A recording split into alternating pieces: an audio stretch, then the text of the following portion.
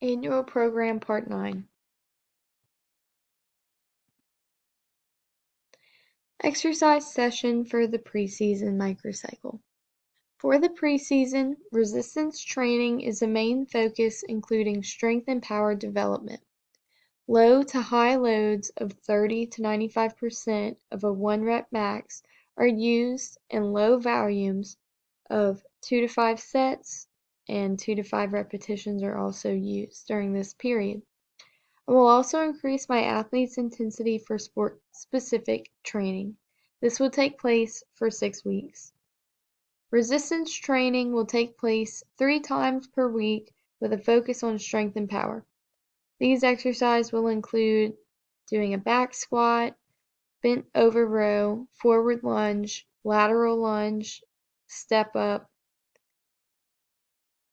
external and internal shoulder rotation, Russian twist, etc. Anything that has to do with the motions that you're going to be performing while playing tennis will be really good strength and power exercise. Most of these will be loaded, and it will be loaded to the percentages listed above, 30 to 95%, depending on the day and depending on what our main focus is for that day. Lower and upper body training will be alternated between the days as well.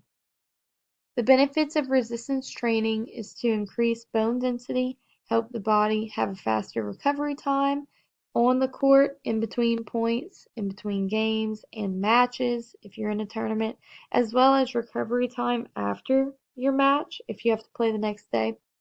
And it also is a benefit of increasing speed, agility, and flexibility. Sport-specific training will include alternating between low to high loads of forehand and backhand training, serves, volleys, etc. The low volumes will be higher intensity with lower repetitions of the same training as listed above.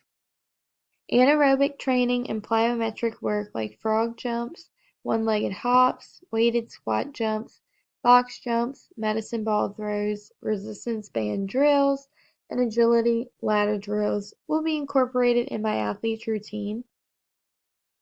Plyometrics will train my athlete for the explosive, quick movements necessary to play effectively and for the full duration of a tennis match. This will help my player achieve her goals of improving agility and endurance during play for the matches.